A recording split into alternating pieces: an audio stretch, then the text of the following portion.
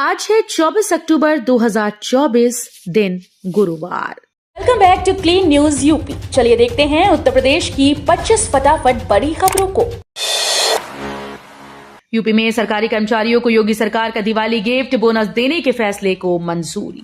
UP सरकार ने सरकारी कर्मचारियों को दिवाली का तोहफा दिया है। सरकार ने कर्मचारियों को बोनस देने के फैसले को मंजूरी दी। इस संबंध में लिए गए निर्णय को एक्स पर जारी करते हुए कहा गया कि मुख्यमंत्री योगी आदित्यनाथ ने उत्तर प्रदेश के समस्त पूर्णकालिक अराजपत्रित राज्य कर्मचारियों, राज्य निधि से सहायता प्राप्त शिक्षण और प्राविधिक शिक्षण संस्थाओं, स्थानीय निकायों, जिला पंचायतों, राजकीय विभागों के कार्य प्रभारित अधिष्ठान के कर्मचारियों और दैनिक वेतन भोगी कर्मचारियों को वर्ष 2023-24 के लिए बोनस प्रदान करने का सहर्ष निर्णय लिया है। बीटेक छात्र कई विषयों में अब ले सकेंगे माइनर डिग्री। छठे सेमेस्टर के बाद लिटरल एग्जिट का भी option. Doctor APJ Abdul Kalam प्राविधिक विश्वविद्यालय और संबद्ध संस्थानों में इंजीनियरिंग की पढ़ाई करने वाले विद्यार्थी अब समाजशास्त्र, मनोविज्ञान और गणित में माइनर डिग्री प्राप्त कर सकेंगे।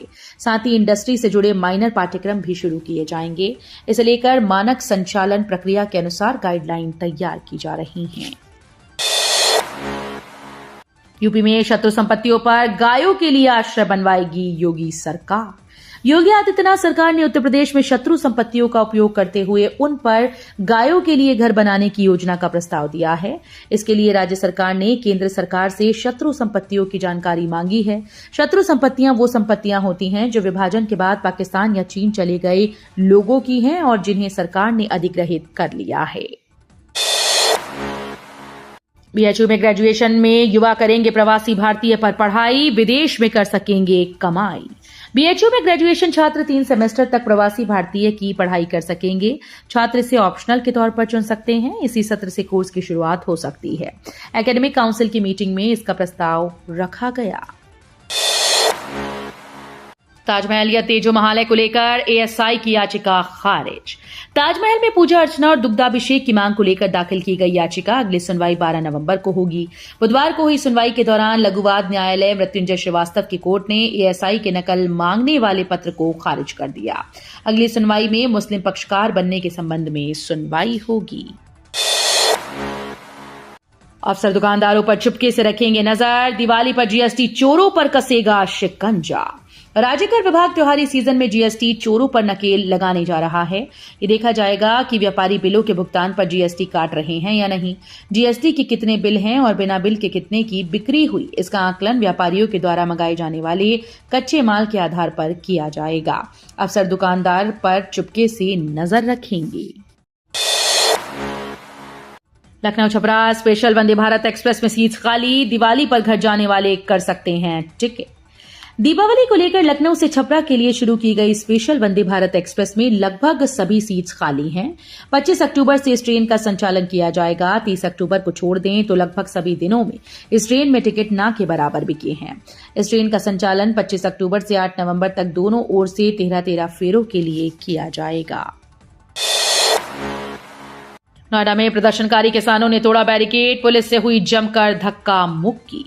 अपनी मांगों को लेकर किसानों ने नोएडा प्राधिकरण के बाहर प्रदर्शन किया। भारतीय किसान यूनियन मंच के बैनर तले किसान दोपहर 1 बजे हरौला बारात घर पहुंचे। यहां से किसान पैदल मार्च करते हुए प्राधिकरण पहुंचे। यहां मुख्य सड़क पर बैरिकेड लगाकर किसानों को रोकने का प्रयास किया गया। बिजली चोरों व बिल न देने वालों के लिए नया प्लान। अब स्मार्ट मीटर व प्रीपेड मीटर देंगे झटका। योगी आदित्यनाथ की सरकार बिजली चोरों से परेशान है और उन पर नकेल लगाने के साथ साथ बिल न जमा करने वाले उपभोक्ताओं को भी करारा झटका देने जा रही है। इसके लिए दीपावली के बाद से सबसे पहले राजधानी में स्मार्ट मीटर लगाने का अभियान शुरू हो जाएगा।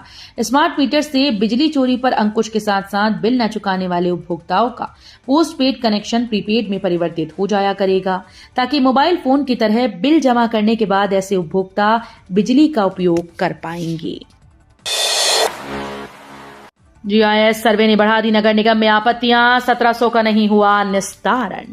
मुरादाबाद में हाउस टैक्स के लिए पीतल नगरी में हुए जीआईएस सर्वे को लेकर निगम में शिकायतों की भरमार है।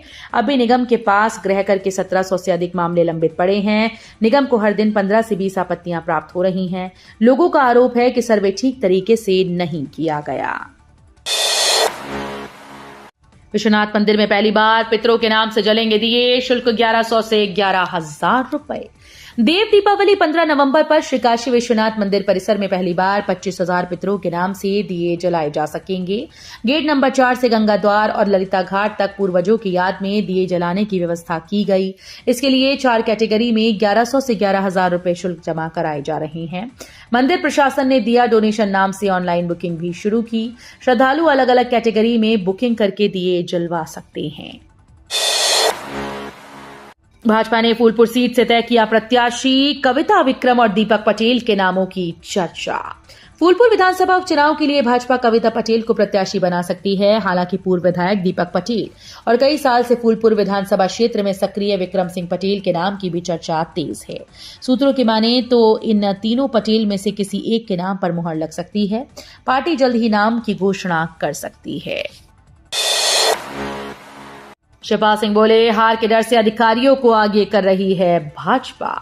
सपा के राष्ट्रीय महासचिव शिवपाल सिंह यादव ने अपने दौरे के दूसरे दिन भी जिला प्रशासन को निशाने पर रखा। बुधवार सुबह उन्होंने मीडिया से मुखातिब होते हुए कहा कि कचहरी उपचुनाव को लेकर प्रशासन की भूमिका ठीक नहीं। ऐसा सिर्फ इसलिए है क्योंकि भाजपा चुनाव को लेकर डरी हुई है, इसलिए वो प्रशासन को आगे कर रही है। लेकिन प्रशासन और भाजपा दोनों को याद रखना चाहिए कि दबाव डालकर और धमकाकर जनता से समर्थन हासिल नहीं किया जा सकता। हाईकोर्ट से मुस्लिम पक्ष को लगा झटका, रिकॉल अर्जी की खारिज। उत्तर प्रदेश के मथुरा स्थित श्री कृष्ण जन्मभूमि शाही ईदगाह विवाद में इलाहाबाद हाईकोर्ट से मुस्लिम पक्ष को झटका लगा। जस्टिस मयंक कुमार जैन के सिंगल बेंच ने फैसला सुना दिया। इलाहाबाद हाईकोर्ट ने मुस्लिम पक्ष की रिकॉल अर्जी खारिज कर दी। 11 जनवरी 2024 के आदेश को चुनौती देते हुए मुस्लिम पक्ष ने रिकॉल अर्जी दायर की थी। 15 याचिकाओं को लेकर रिकॉल अर्जी दाखिल हुई थी। 16 अक्टूबर को इलाहाबाद हाईकोर्ट ने मामले में फैसला सुरक्षित रखा था। हाईकोर्ट ने दिया आदेश, विस्तृत जवाब दाखिल करे सरकार, अगली सुनवाई 4 नवंबर को। बहराइच हिंसा मामले में इलाहाबाद हाईकोर्ट की लखनऊ पीठ ने सरकार से विस्तृत जवाब मांगा है। वहीं मामले की सुनवाई के लिए अगली तारीख 4 नवंबर तय कर दी गई। वहीं कोर्ट ने याचिकाकर्ता से कहा कि जनहित याचिका क्यों दाखिल की गई। इसके पहले सुप्रीम कोर्ट में हुई सुनवाई पर यूपी सरकार ने आश्वासन दिया था कि बुधवार तक आरोपियों की संपत्तियों पर बुलडोजर नहीं चलाया जाएगा। राहुल गांधी और अखिलेश के बीच गुफ्तगू और बात बन गई। उत्तर प्रदेश में विधानसभा उपचुनाव में कांग्रेस का दबाव अब काम आता दिख रहा है। सूत्रों के मुताबिक देर रात कांग्रेस नेता राहुल गांधी और सपा अध्यक्ष अखिलेश यादव के बीच बातचीत हुई। उसके बाद अब माना जा रहा है कि समाजवादी पार्टी अब फूलपुर सीट कांग्रेस के लिए छोड़ सकती है। लखनऊ मेट्रो का ये काम देख यूरोप का बड़ा बैंक हैरान, तारीफ कर करके थका। ईआईबी के 3 सदस्यीय प्रतिनिधिमंडल ने लखनऊ में अहम बैठक की। 20 को आगरा और 21 अक्टूबर को कानपुर मेट्रो परियोजना के दौरे पर रही ईआईबी की टीम ने यूपीएमआरसी के निर्माण परियोजनाओं के काम की स्पीड पर संतुष्टि जताई। लखनऊ मेट्रो की हाल ही में राइडरशिप बढ़ाने के लिए किए गए प्रयासों की भी ईआईबी की टीम ने तारीफ की। ईआईबी प्रतिनिधिमंडल की लखनऊ के प्रशासनिक भवन में हुई बैठक में आगरा और कानपुर में भी निर्माण कार्य की गति के साथ साथ कार्यान्वयन के दौरान अपनाए जा रहे अंतर्राष्ट्रीय गुणवत्ता और सुरक्षा मानकों पर चर्चा कर संतुष्टि जाहिर की। ग्रेटर नोएडा में योगी सरकार लॉन्च की जबरदस्त स्कीम। उत्तर प्रदेश की योगी सरकार ने ग्रेटर नोएडा के विकास को नई दिशा देने की पहल की है। मुख्यमंत्री योगी आदित्यनाथ के विजन के अनुरूप ग्रेटर नोएडा औद्योगिक विकास प्राधिकरण ने 13 इंस्टीट्यूशनल प्लॉट्स के लिए एक नई ई ऑक्शन स्कीम की घोषणा की। ये योजना 24 अक्टूबर से प्रारंभ होगी, जिसके तहत KP 5, MU sector 10, ETA 2, KP 1 और टेक जोन 4 में स्थित प्लॉट्स का आवंटन किया जाएगा। इलाहाबाद एससी को मदरसा कानून खत्म नहीं करना चाहिए था, सुप्रीम कोर्ट में बोली योगी आदित्यनाथ सरकार। मदरसा मामले को लेकर सुप्रीम कोर्ट में सुनवाई हुई। एक ओर जहां शीर्ष न्यायालय ने इलाहाबाद हाईकोर्ट के आदेश पर रोक लगा दी और अपना फैसला सुरक्षित रख लिया, वहीं उत्तर प्रदेश की योगी आदित्यनाथ ने मदरसा कानून को पूरी तरह से खत्म किए जाने के खिलाफ आपत्ति जताई। यूपी सरकार का कहना है कि उन प्रावधानों को खत्म किया जाना चाहिए जो उल्लंघनकारी हैं।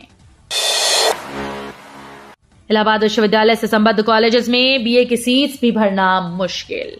इलाहाबाद विश्वविद्यालय से संबद्ध कॉलेजेस में बीए की सीटें भरना मुश्किल हो गया है। ऐसे में उच्च शिक्षा में 2035 तक 50% प्रवेश का लक्ष्य कैसे पूरा होगा। कॉलेज में बीएससी और बीकॉम में तो सीधे प्रवेश लिए जाने पर 80% तक सीटें भर पाई हैं, लेकिन बीए में 40% से ज्यादा सीटें रिक्त हैं। राष्ट्रीय शिक्षा नीति 2020 के अनुसार उच्च शिक्षा में दाखिला बढ़ाना है। देश भर से स्पेशल फोर्स में चुने गए 70 अग्निवीर, काशी के सबसे ज्यादा 11, छावनी के 110 युवा देंगे ट्रेनिंग।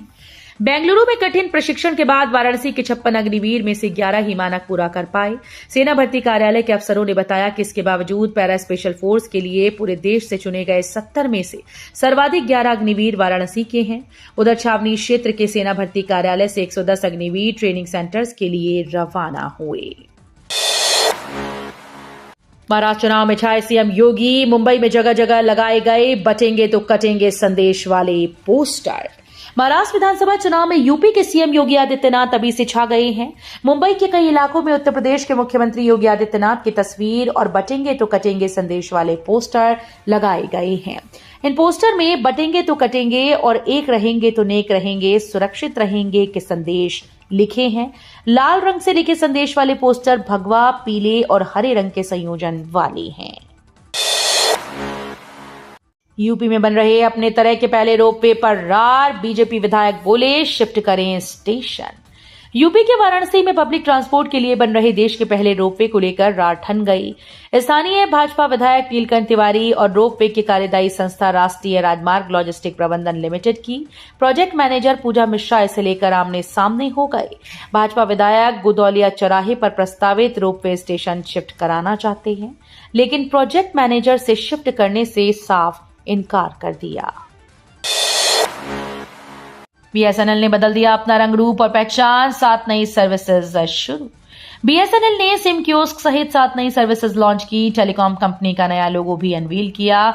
फाइबर इंटरनेट ग्राहकों के लिए national wifi roaming, new fibre based TV service के तहत 500 से अधिक लाइव चैनल और पे टीवी ऑप्शन, सिम कार्ड खरीदने अपग्रेड करने के लिए कियोस्क, माइनिंग ऑपरेशंस के लिए प्राइवेट 5G नेटवर्क और भारत का पहला direct to device connectivity solution launch किया है। एनर्जी कंपनी पर एक के बाद एक संकट, शेयर बेचने की लगी होड़, 66 रुपए पर आया भाव। सुजलान एनर्जी लिमिटेड के शेयर बुधवार को कारोबार के दौरान फोकस में था। कंपनी के शेयर 4% तक गिरकर 66.12 रुपए इंट्रा डे लो पर आ गए थे। कंपनी के शेयर पिछले 5 दिनों में 8% तक गिर गए। महीने भर में ये शेयर 18% तक गिरे। बता दें कि महीने भर से कंपनी पर एक के बाद एक एक्शन लिए गए। इसका असर इसके शेयर्स पर भी पड़ा है। तो ये थी आज की 25 फटाफट बड़ी खबरें। अगर आपको न्यूज पसंद आई हो तो वीडियो को लाइक और शेयर जरूर करें। धन्यवाद।